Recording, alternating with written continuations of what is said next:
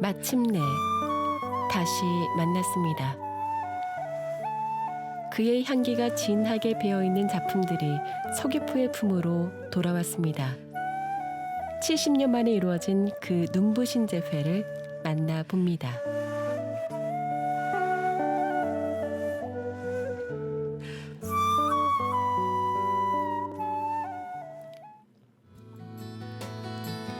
푸른 남쪽 바다를 끼고 있는 서귀포.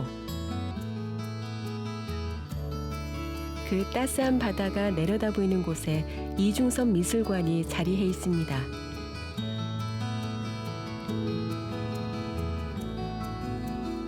최근 미술관에선 70년 만에 서귀포 귀향이란 제목을 달고 특별한 전시가 한창인데요.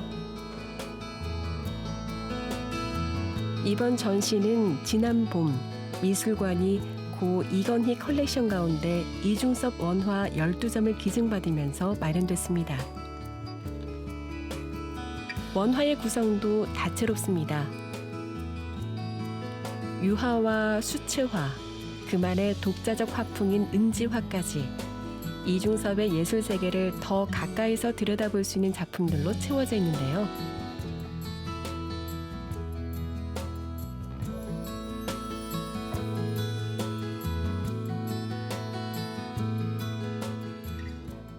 이번 이중섭 미술관이 이중섭 원화 12점을 기증받음으로써 총 소장품이 이중섭 원화만 60점을 소장하게 되었는데요.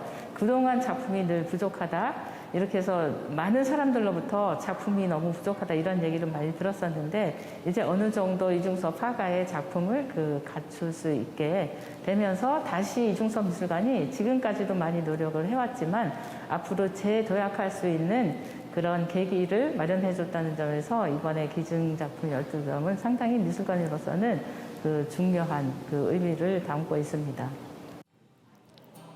오랜 세월 수장고에 있다가 세상으로 나온 이중섭의 원화들.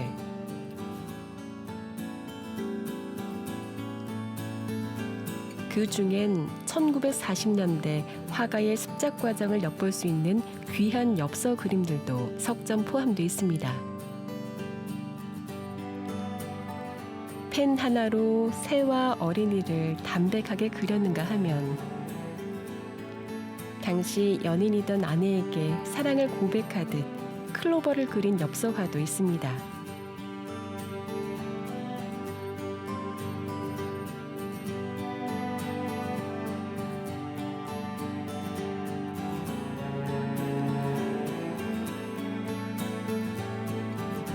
종이의 앞면과 뒷면에 그림을 그린 양면화도 눈길을 끄는데요.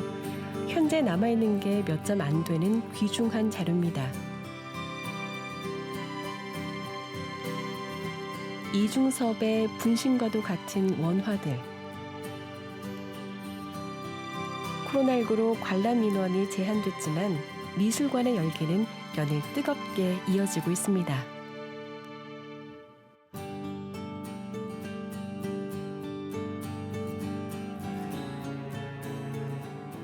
이중섭 작가님의 전시회는 두 번째인데요.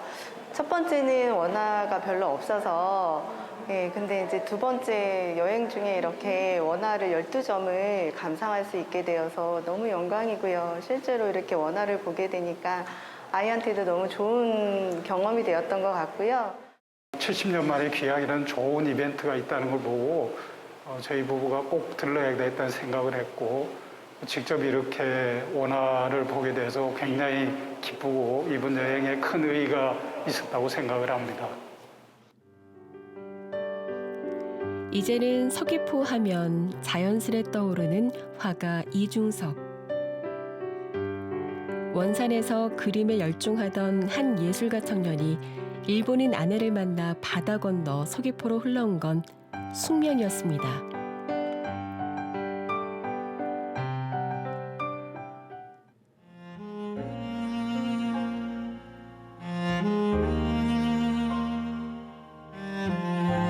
한국 전쟁의 포화를 피해 많은 이들이 피난을 떠나던 시절, 이중섭도 가족을 데리고 피난길에 나섰습니다.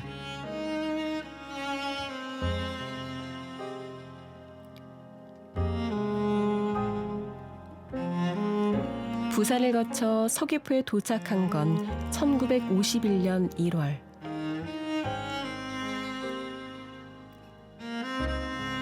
가족을 맞아준 건 서귀포 작은 언덕 위에 자리한 초가였습니다.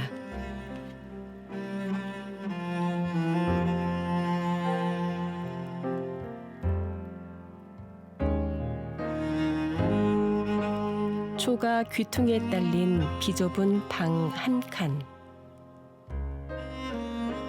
이 안에서 네 식구가 서로를 끌어안으며 1년을 살았습니다.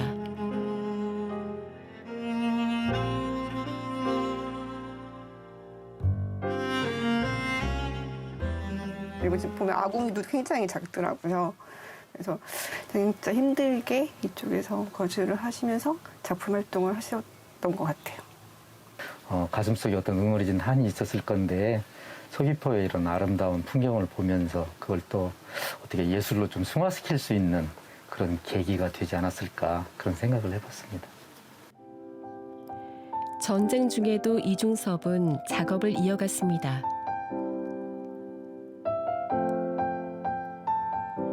초가에서 몇 발자국만 나가면 내려다 보이는 서귀포 앞바다.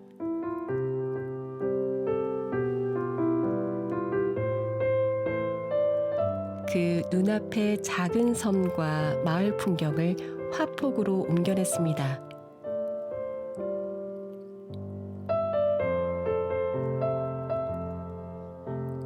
사실적이면서 차분하고 따뜻한 색감으로 그려낸 이 풍경화도 이번에 기증받은 원화 중 하나입니다.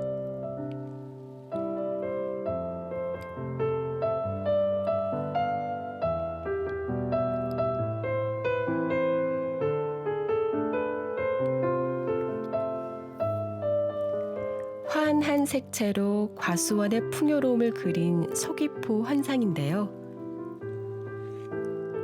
이 시기에 그린 풍경화 두 점은 당시 이중섭의 서귀포 생활을 짐작하게 합니다.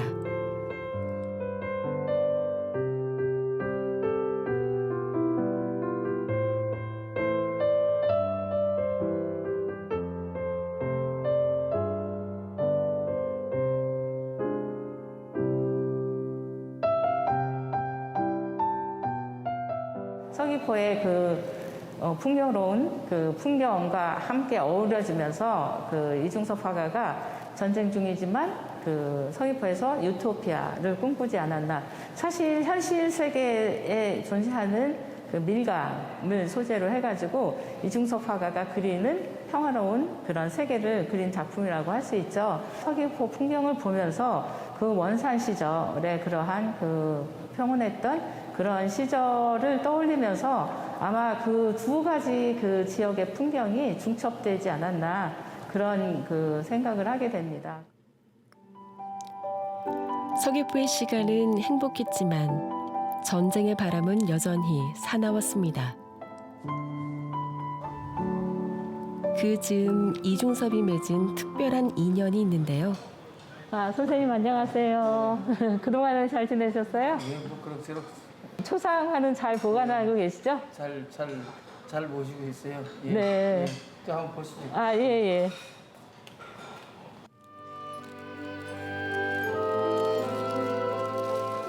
육지와 떨어진 서귀포도 피해갈 수 없던 징집바람. 많은 주민들이 어쩔 수 없이 육지의 전쟁터로 나가야 했습니다. 가족의 품으로 돌아오지 못한 가장을 위해 초상화를 부탁하는 일이 많았습니다.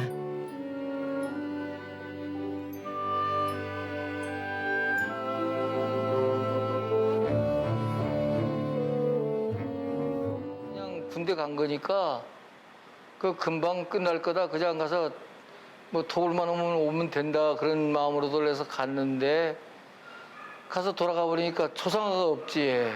그래서 증명사진 하나 가지고 우리 어머님이 가서 이 초상화를 하나 좀 그려달라고 나는 안 그린다. 초상화를 안 그린다.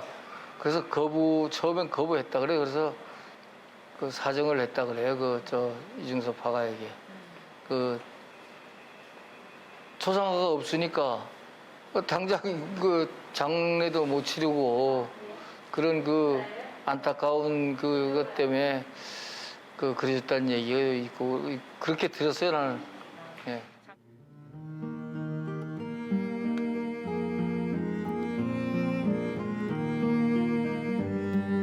손톱만큼 작은 사진을 보며 그렸다는 석점의 초상화. 전쟁의 상처를 위로해준 그만의 방식이었고 피난민의 이웃이 되줘 고맙다는 인사였습니다. 부탁하신 분들은 고구마나 아니면 보리쌀 이런 걸 서로 나누어 주셨다고 해요. 그래서 이중섭 화가가 서귀포에 와서 지역 주민들과 좀 훈훈한 그런 정을 나눈 것이 있다면 이제 이 초상화라고 할 수 있죠.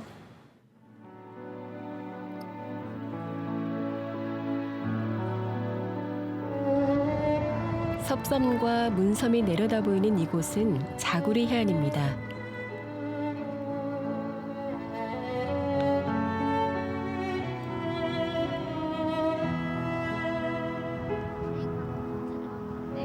피난민 이중섭 가족의 놀이터였던 곳이죠. 외롭고 궁핍했던 그들은 수시로 이 바다에 나와 시간을 보냈습니다.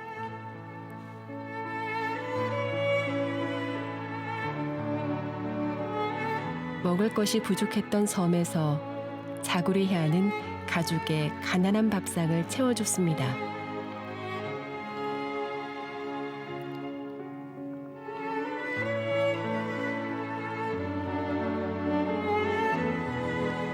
그 행복했던 시간을 은박지에 새긴 원화 개와 아이들도 역시 이번에 서귀포로 돌아왔습니다.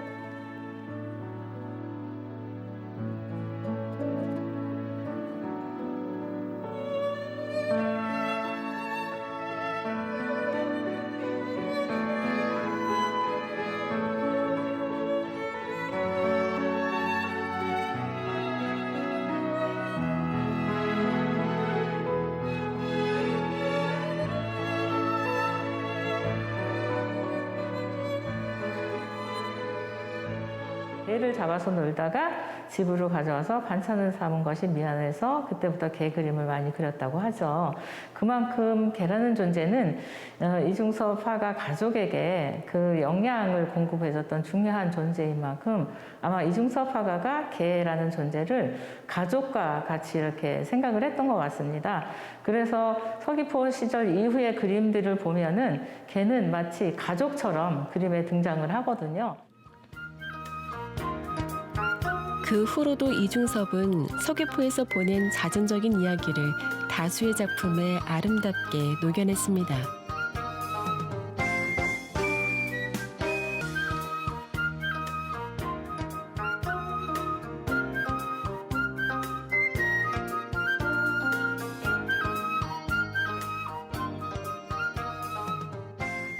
생활 자체가 고통스러운 것이지만은 마음은 굉장히 편안하고 어떤 그 가족들하고 말하자면 어울리는 천진난만한 아이들하고 어울려서 사는 그 환경 자체가 굉장히 그 이중섭의 그런 마음을 편안하게 하고 풍요롭게 만들어 줬을 것이다. 아마 그런 속에서 그런 작품들이 나오지 않았을까. 하지만 행복도 잠시. 1951년 말 계속되는 생활고와 건강 악화로 네 식구는 다시 부산으로 떠났습니다.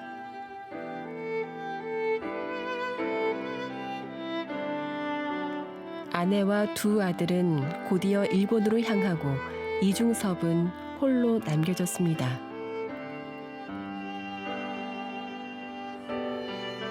가족을 떠나보낸 상실감에 그가 할 수 있는 일이란 편지를 보내는 것뿐이었습니다.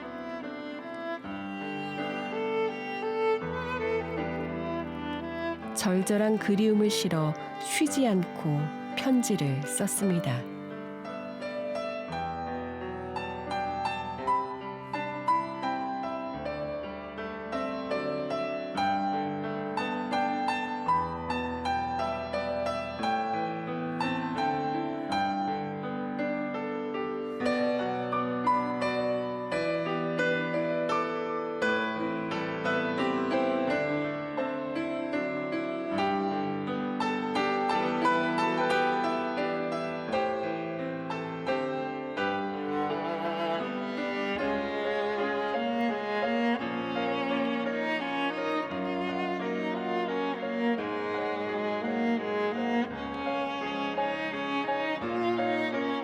그 시기 가족과 재회를 간절히 꿈꾸며 그린 현해탄도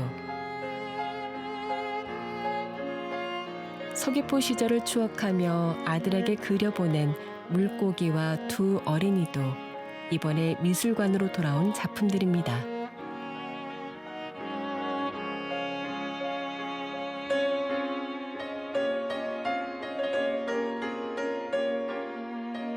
이중섭 화가가 부산에서 일본에 있는 가족에게 편지를 보낼 때 그려보낸 그림이 바로 그리운 제주도 풍경이잖아요. 그만큼 서귀포에서 가족과 함께 가장 행복한 그 시간을 보냈기 때문에 가족과 떨어져 있을 때 가장 먼저 떠오르는 장소로서는 그 서귀포가 부각이 되는 거죠.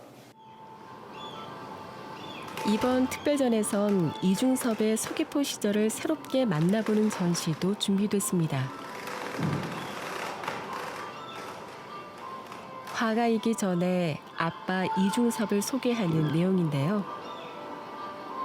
그동안 정지된 작품으로 만나왔던 아빠와 아이들의 노는 모습을 고해상도의 영상으로 담아내 보다 생동감 있는 표정으로 작품을 보여주고 있습니다.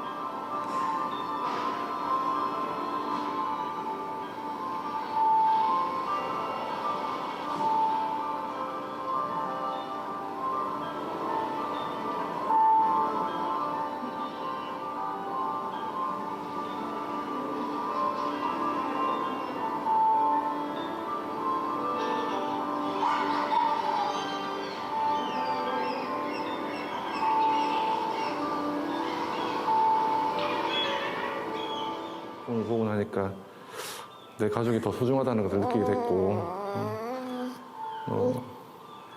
앞으로도 종종 이런 시간을 많이 가져야겠다 이런 생각이 들었습니다. 이중섭이라는 화가의 생애와 어떤 스토리를 알면서 같이 그 작품을 따라가니까 되게 새롭게 보이는 작품들도 있고 감정적으로도 되게 뭔가 뭉클해지는 지점들이 있더라고요. 그래서 굉장히 즐겁게 감상했습니다. 원산과 서귀포에서 그렸던 소습작들은 마침내 통영에서 명작이 돼 세상에 나왔습니다. 그가 살았던 시대와 그의 삶이 만든 결과였습니다.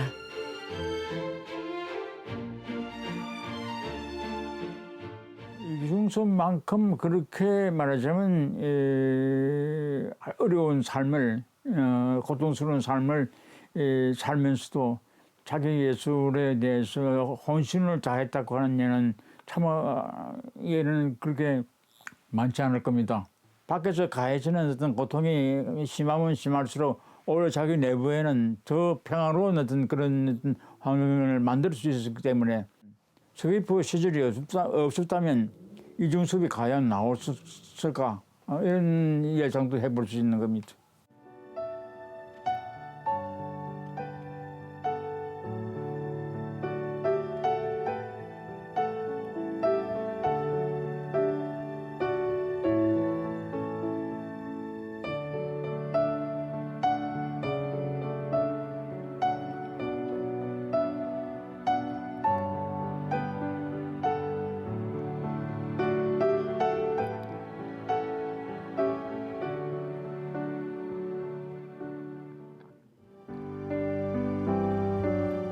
이중섭이 서귀포에 머문 시간은 1년. 그리 길지 않은 시간이지만 일생에 가장 행복했던 시절을 함께한 서귀포의 시간은 그에게도 우리에게도 아주 특별합니다. 이중섭 거리를 만들고 그의 이름을 딴 미술관을 짓고 그렇게 하나둘 흔적들이 모아지면서 서귀포는 이중섭의 향기로 채워져 왔습니다.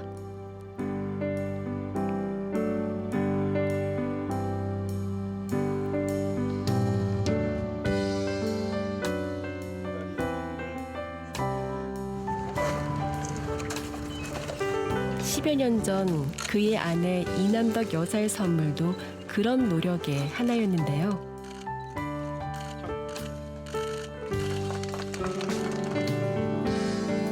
일본 시절 미술 창작작가 협회로부터 태양상을 수상하면서 받은 팔레트를 기증한 일인데 역시 70년 동안 보관하다가 미술관에 안기게 됐습니다. 일본의 代わりに大事にしてくれと置いていったパレットなんですけど、こちらの方でちゃんとあれしてくだされば幸いだと思います。 좋은 작품, 좋은 예술가가 서귀포에 미술관이 있다는 것은 서귀포 자체가 상당히 가치성이 높아지는 거기 때문에 문화예술이 없는 나라는 선진국이 되질 못해요. 그래서 서귀포가 한 걸음 더 이렇게 점프하려면은 훌륭한 예술가 또 미술관이 있어야 한다고 생각합니다.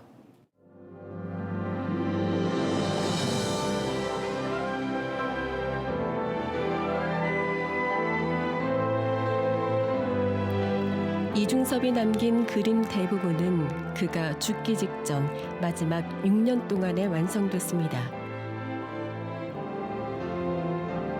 그 예술혼을 불태웠던 시기의 처음은 서귀포였습니다.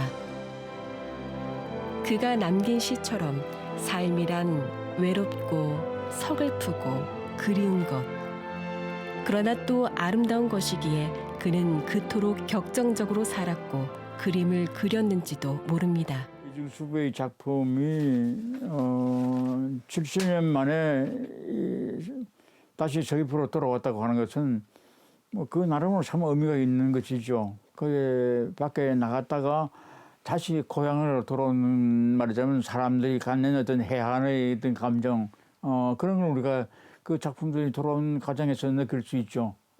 그러니까 지금까지는 여러 이제 손을 거쳐서 있다가 다시 자기 고향에 말하자면 집에 다시 돌아오는 어떤 그런 푸근함을 어쩌면 그 작품들도 느낄 수 있을 테고 또 그것을 지하에서 보고 있는 이중섭 선생 자신도 말하자면 흐뭇한 감정을 가지고 있을 겁니다만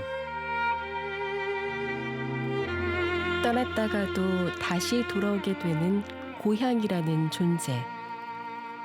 70년의 세월을 돌아 다시 찾은 서귀포는 이중섭의 영원한 고향으로 기억될 것입니다.